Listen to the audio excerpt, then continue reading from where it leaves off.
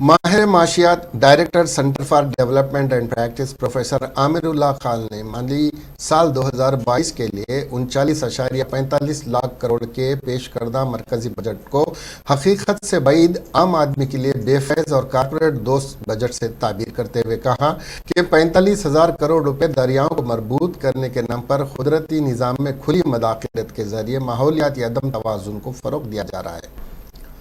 INN bureau chief हबीब अली अल जिलानी से budget 2022 से बात करते हुए प्रोफेसर आमिर अली खान ने कहा कि अगर मुल्क की मईशत को मुस्तहकम बनाना हो, छोटी और औसत सनतों को टैक्स और दीगर रियायतें फराहम करना ज़रूरी हैं।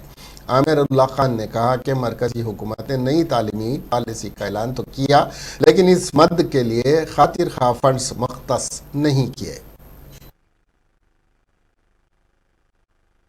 समझ ही में नहीं आ रहा है कि इस गवर्नमेंट ने उस मिनॉरिटी मिनिस्ट्री को बरकरार रखा क्यों, क्योंकि वहाँ कुछ होता है नहीं। तो वो तो बिल्कुल ही रेलिवेंट मिनिस्ट्री है उनके लिए, रेलिवेंट खर्च है उनके लिए, उसमें कोई कुछ होने वाला नहीं उसका।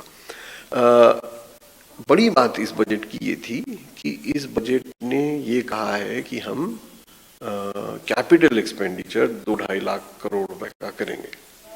कैपिटल एक्सपेंडिचर का से मुराद ये होती है कि वो ऐसी चीज़ें बनाएंगे जो एसेट होंगी, जो बहुत दिनों तक जिससे फ़ायदा होगा, यानी वो ब्रिज बनाएंगे और रोड बनाएंगे और पोर्ट बनाएंगे।